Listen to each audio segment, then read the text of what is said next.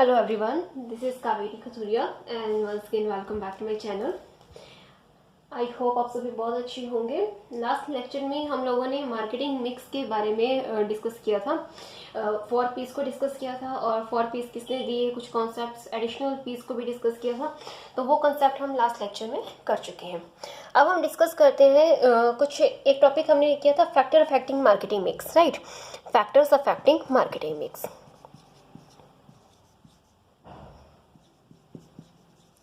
हम रेफर कर रहे हैं मार्केटिंग मिक्स को। तो ये चीज़ हमने इसमें डिस्कस की थी कि कुछ फैक्टर्स होते हैं कंट्रोलेबल और कुछ होते हैं अनकंट्रोलेबल। तो इन्हीं को आज थोड़ा सा डिस्कस करते हैं, कंटिन्यू करते हैं। कंट्रोलेबल, अनकंट्रोलेबल, दो फैक्टर्स रहते हैं। अब आपको करना क्या है कि इसमें ना कुछ फैक्टर्स जो रहते हैं, हमने इसका मीनिंग तो अंडरस्टैंड किया था कि कंट्रोलेबल क्या होते हैं, अनकंट्रोलेबल क्या होते हैं, लेकिन आपको जो है इसमें पर्टिकुलरली कुछ नेम्स भी याद रखने हैं। फॉर एग्जांपल, जैसे आपको ऑप्शंस दिया जाए और उसमें पूछा जाए कि कंट्रोलेबल वेरिएबल्स कौन से हैं, अनकंट्रोलेबल कौन से हैं।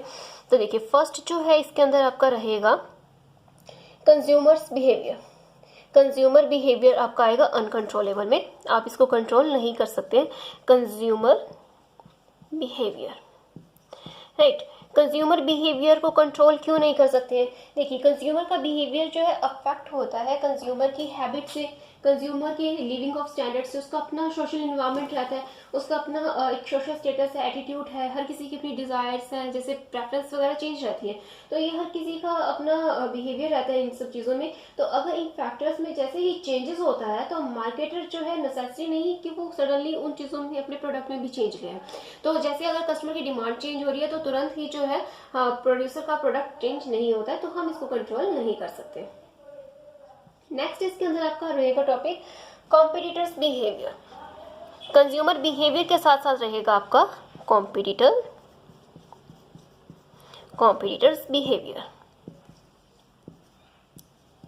कॉम्पिटिटर्स के बिहेवियर को देखें, अब इसे अंडरस्टैंड करते हैं। कॉम्पिटिटर के बिहेवियर को भी आप चेंज नहीं कर सकते।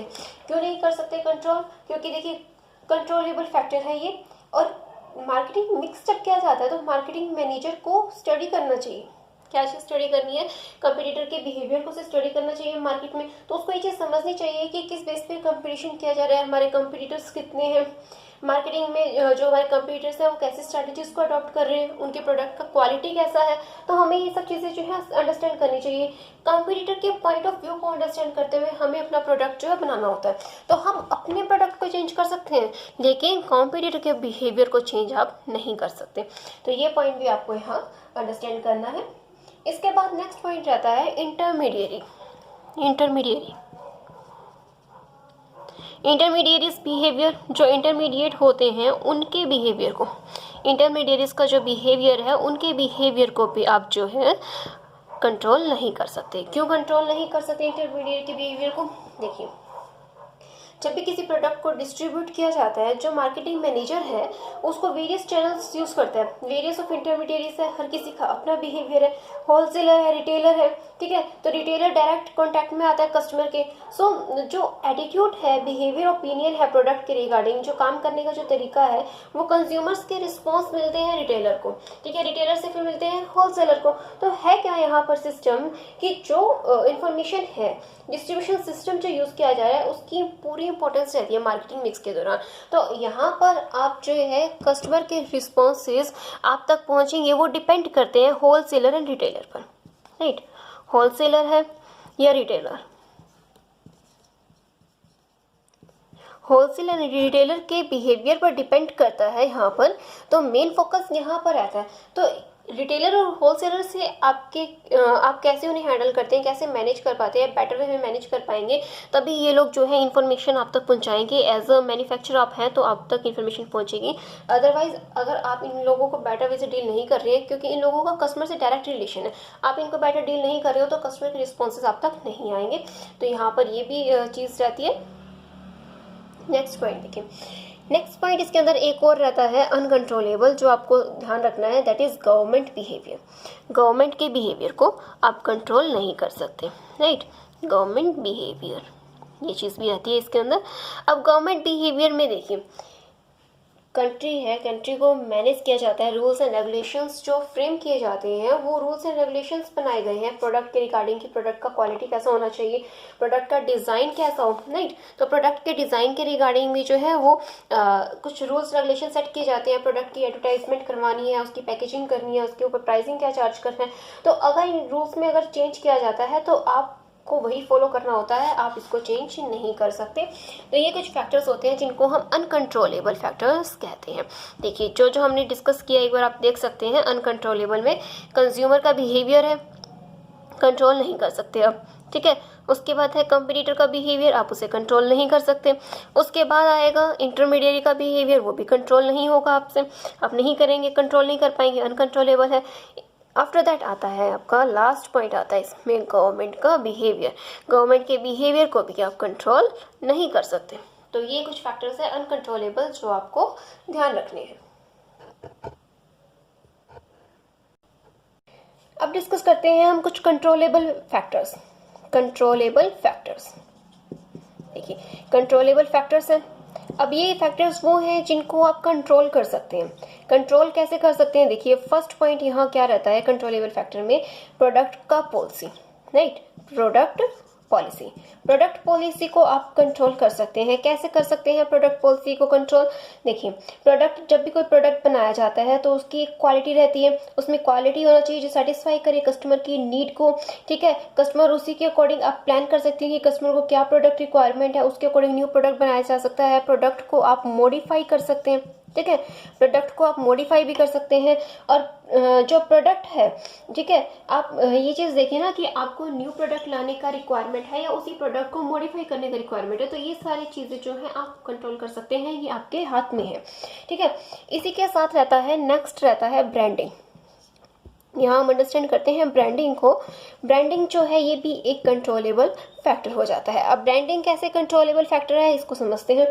ब्रांडिंग में क्या होता है, आपको डिसीजन लेना होता है, एक ब्रांड नेम होता है, ब्रांड नेम यूज़ करते हैं, ठीक है। ब्रांड नेम जो प्रोडक्ट को दिया जाता है, प्रोडक्ट का ब्रांड नेम होता है। तो ये करता क्या है, एक कस्टमर के दिमाग में ना एक पर्टिकुलर इमेज क्रिएट करता है। देखिए कस्टमर के माइंड में पर्टिकुलर इमेज क्रिएट करेगा कैसे, जैसे आईफोन है, आप एप्पल को देख के समझ जाते हैं, उसका साइन देखिए कि भी ये आईफोन है।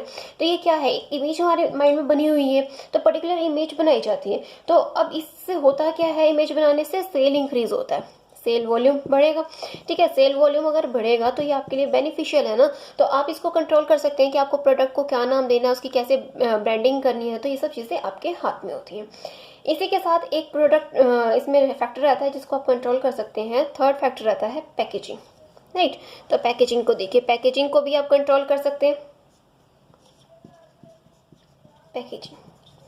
पैकेजिंग पॉलिसी, पैकेजिंग पॉलिसी क्या है कि प्रोडक्ट को पैकेज कैसे किया जाए, उसकी पैकिंग कैसे की जाए।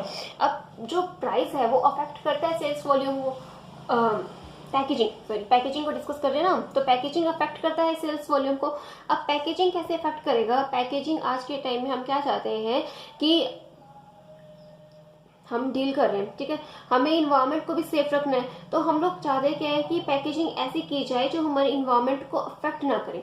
तो जब भी आप प्रोडक्ट को पैक करते हैं, उसकी पैकेजिंग जो डिसाइड करते हैं, तो वो टोटली आप पर डिपेंड करती है कि आप अपने इन्वायरमेंट को सेफ रख पाएँ और उसकी पैकेजिंग किस तरह से की जाए कि हम ग्रीन इन्वायरमेंट को ध्यान में रखते हुए जो है पैकेजिंग प्रोडक्ट की करें। तो इसको भी आप कंट्रोल कर सकते हैं। नेक्स्ट फैक्टर है जिसे हम कंट्रोल कर सकते हैं, that is pricing, pricing policy. Product का जो प्राइसिंग है, प्राइसिंग पॉलिसी को भी आप जो है कंट्रोल कर सकते हैं। देखिए प्राइसिंग क्या होता है कि प्राइसिंग से आपके प्रोडक्ट का ना सेल अफेक्ट होता है। अगर प्राइस इंक्रीज कर दिया जाएगा तो क्या होगा कि सेल डिक्रीज हो जाएगी, लेकिन अगर प्राइस को डिक्रीज कर दिया जाए तो सेल इंक्रीज हो जाती है। तो यहाँ पर प्राइस अफेक्ट करता है। प्राइस में अल्ट्रेशन करना, प्राइस में अल्ट्रेशन हम कैसे कर सकते हैं, डिस्काउंट देकर, ठीक है, आप डिस्काउंट दे सकते हैं, डिस्काउंट के थ्रू प्राइसेस को चेंज कर सकते हैं। दूसरा क्रेडिट सेल की फैसिलिटी दे सकते हो किसी को। क्रेडिट सेल की फैसिलिटी अगर हम उसे दे रहे हैं तो इससे भी हम जो है प्राइस को थोड़ा सा अफेक्ट करते हुए, ये सब चीज़ें करते हुए हम मार्केटिंग मिक्स में इनको एज अ कंपोनेंट यूज़ कर सकते हैं जिससे हम प्राइस को कंट्रोल कर पाए। तो प्राइस है क्या, यहाँ पर एक कंट्रोलेबल फैक्टर आपका हो जाता है। तो आपको ये याद रखना है, प्राइसिंग भी जो है एक कंट्रोलेबल फैक्टर है। इसी के बाद नेक्स्ट टॉपिक रहता है जिसको आप कंट्रोल कर सकते हैं, that is promotion policy.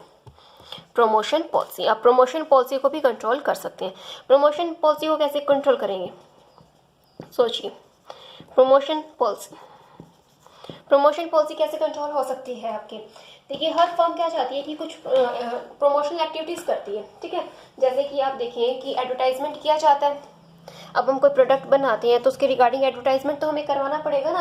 Advertisement अगर करवाया जाएगा तो उसके लिए हम क्या करते हैं, एडवर्टाइजमेंट करवा के लोगों को इन्फॉर्म करते हैं कि भी ये प्रोडक्ट है, इसके बारे में जानकारी देते हैं, उन्हें परस्यूएट करते हैं कि आप इस प्रोडक्ट को खरीदें, ठीक है। हम उन्हें परस्यूएट कर रहे हैं कस्टमर को। अब ये मैसेज जो लोगों तक पहुंच रहा है, हमें कैसे भिजवाना है, कितना एफिशिएंट वे से करवाना है, ये सब चीज़ें भिजवानी है, लोगों तक जानकारी लोगों को देनी है। इसके लिए जो भी पॉलिसीज़ बनाई जाती हैं, कौन सा मीडिया यूज़ करना आप चाहते हैं, ये टोटली डिपेंड करता है आप पर। आप इसे कंट्रोल कर सकते हैं, आप इसे चेंज कर सकते हैं। तो इस फैक्टर को क्या आपको याद रखना है कि पॉलिसी, प्रमोशन पॉलिसी को भी आप कंट्रोल कर सकते हैं। इसी के साथ नेक्स्ट आपका रहेगा डिस्ट्रीब्यूशन पॉलिसी। आइए अब उसको डिस्कस करते हैं। नेक्स्ट रहेगा डिस्ट्रीब्यूशन पॉलिसी, ठीक है।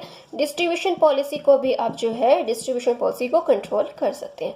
डिस्ट्रीब्यूशन पॉलिसी का मतलब होता है कि प्रोडक्ट को कैसे डिस्ट्रीब्यूट किया जाता है, प्रोडक्ट को कैसे ट्रांसफर किया जाता है एक प्लेस से दूसरे प्लेस की तरफ। तो यहाँ पर जब भी हम अपना डिस्ट्रीब्यूशन चैनल यूज़ करते हैं, ठीक है, हमें प्रोडक्ट को कैसे यूज़ करना है, इसके लिए डिस्ट्रीब्यूशन चैनल यूज़ किए जाते हैं।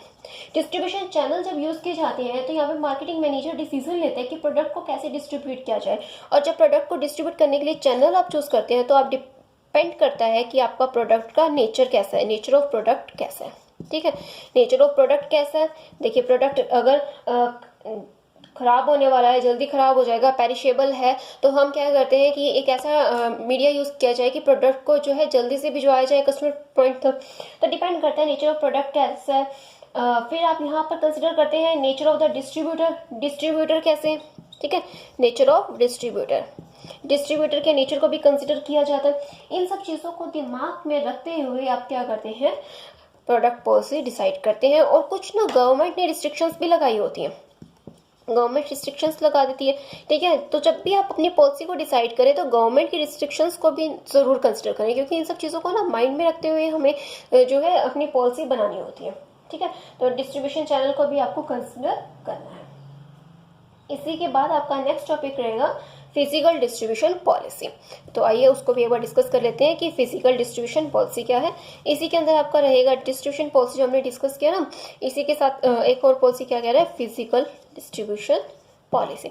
अब फिजिकल डिस्ट्रीब्यूशन पॉलिसी में क्या होता है कि मैनेजर प्लान करता है जो सप्लाई ऑफ प्रोडक्ट उसको सप्लाई कर रहे हैं, ठीक है। अब यहाँ पर सप्लाई करने हैं अगर प्रोडक्ट, तो वो सप्लाई डिपेंड करती है नीड एंड वांट, किसकी नीड एंड वांट के ऊपर, कस्टमर की, ठीक है। कस्टमर की नीड एंड वांट, और कस्टमर की नीड एंड वांट ना हर एरिया में अलग अलग होती है, डिफरेंट होती है। इन एरिया, हर एरिया में अलग होती है, मतलब जहाँ पर जिस टाइप के कस्टमर रहते हैं उसके अकॉर्डिंग जैसे प्रोडक्ट को डिस्ट्रीब्यूट किया जाता है जो उनको रिक्वायरमेंट है। अब प्रोडक्ट को फिजिकल डिस्ट्रीब्यूशन पॉलिसी की जब हम बात करते हैं तो इसके अंदर इंक्लूड क्या किया जाता है, चैनल ऑफ डिस्ट्रीब्यूशन है। जैसे ट्रांसपोर्टेशन, प्रोडक्ट को ट्रांसफर करना है तो उसके लिए ट्रांसपोर्टेशन फैसिलिटी आप यूज़ करेंगे, राइट। तो यहाँ पर क्या करेंगे आप, ट्रांसपोर्टेशन की फैसिलिटी है, ट्रांसपोर्टेशन यूज़ करना होगा। एयर ट्रांसपोर्ट यूज़ करना चाहते हैं, वाटर ट्रांसपोर्ट यूज़ करना चाहते हैं, शिप के थ्रू भिजवाना चाहते हैं, रेल ट्रांसपोर्ट है, रोड ट्रांसपोर्ट है, ये सब चीज़ें। या फिर अगर प्रोडक्ट को वेयर हाउसिंग भी करना होता है, ठीक है, वेयर हाउस में रखा जाता है, तो इन्वेंट्री कंट्रोल एक्टिविटी है, इसको भी आपको कंट्रोल करना होता है। तो ये सब चीज़ें जो है यहाँ पर कंसिडर की जाती हैं। और यहाँ पर मेन हमारा एम क्या है मार्केटर का, कि राइट टाइम पे राइट प्लेस पे प्रोडक्ट पहुंच जाए। देखिए, प्रोडक्ट को डिस्ट्रीब्यूट कर रहे हो तो राइट टाइम पे राइट प्लेस पे पहुंचना चाहिए ना, प्रोडक्ट डिस्ट्रीब्यूशन की बात हो रही है यहाँ पर, तो राइट टाइम राइट प्लेस है, ठीक है। जब सही समय पर पहुंचेगा, जब चाहिए, जिस समय पर चाहिए और जिस प्लेस पर चाहिए, तभी बेनिफिट है प्रोडक्ट का। आप ऐसा ट्रांसपोर्ट यूज़ कर रहे हैं कि प्रोडक्ट जब पहुंच ही नहीं रहा, जब हमें रिक्वायरमेंट है तो कोई फ़ायदा नहीं है। तो हमें एक तो ये चीज़ याद रखनी है कि राइट टाइम पे राइट प्लेस से पहुंचे। दूसरा, हमें ये चीज़ भी याद रखनी है यहाँ पर कि हमें कॉस्ट मिनिमम होना चाहिए। मतलब आप वो चैनल यूज़ करो जहाँ आपको कॉस्ट जो है मिनिमम पड़ती है। कॉस्ट जितनी कम होगी ना उतनी बेनिफिशियल है, तो कॉस्ट मिनिमम होनी चाहिए, ठीक है, कॉस्ट आपकी कम पड़नी चाहिए। तो ये है फिजिकल डिस्ट्रीब्यूशन पॉलिसी का फैक्टर जो कि कंट्रोलेबल फैक्टर होता है। इसी के साथ आपका एक लास्ट टॉपिक रहेगा मार्केटिंग रिसर्च पॉलिसी। एक पॉइंट इसमें रहता है marketing research policy. Marketing research policy. Marketing research policy में क्या होता है कि देखिए, जब भी आप मार्केटिंग की बात कर रहे हैं ना, तो इसके साथ एक टर्म जोड़ दी जाती है, रिसर्च। रिसर्च रिसर्च का क्या मतलब होता है? देखिए, जब भी आप कहीं पर पैसा लगाना चाहते हैं, कहीं बिजनेस करना चाहते हैं, तो आप पहले सर्वे करते हैं, रिसर्च करते हैं कि क्या हमारे प्रोडक्ट की रिक्वायरमेंट उस एरिया में है या नहीं है। तो हम रिसर्च करते हैं, तो मार्केटर यहाँ कलेक्ट करते हैं। क्या चीज़ कलेक्ट करेगा? देखिए, मार्केटर आएगा, वो कलेक्ट करेगा इन्फॉर्मेशन को। ठीक है, इन्फॉर्मेशन को कलेक्ट करता है मार्केटर यहाँ पर। कैसे कलेक्ट करेगा? रिसर्च के थ्रू कलेक्ट करेगा। मार्केटर क्या करता है? इन्फॉर्मेशन को कलेक्ट करता है रिसर्च के थ्रू। रिसर्च करेगा मार्केट में क्या क्या चेंजेस आ रहे हैं। ठीक है, चेंजेस, देखिए, चेंजेस आ रहे हैं, टेक्नोलॉजी में चेंजेस हो सकते हैं, लोगों के टेस्ट में चेंज हो सकता है, उनकी प्रेफरेंस में चेंज हो सकता है, उनकी डिमांड है, ये सब चीज़ें चेंज हो सकती हैं। तो यहाँ पर क्या है कि हम रिसर्च करते हैं, रिसर्च करना हमारे हाथ में है। तो आप यहाँ क्या करेंगे? रिसर्च करेंगे, रिसर्च करते हुए चीज़ों को कंट्रोल करने की कोशिश करें। तो ये सब चीज़ें क्या है, कुछ फैक्टर्स हैं तो जिसको हम कंट्रोल कर सकते हैं। आई होप यहाँ तक आपको ये टॉपिक क्लियर होगा कि कुछ कंट्रोलेबल अनकंट्रोलेबल वेरिएबल्स यहाँ तक आपको क्लियर होंगे। तो अगर आपको ये लेक्चर अच्छा लगे तो इसे लाइक कीजिएगा, सब्सक्राइब कीजिएगा और अपने फ्रेंड्स के साथ शेयर भी कीजिए। So meet you in the next lecture. Thank you very much.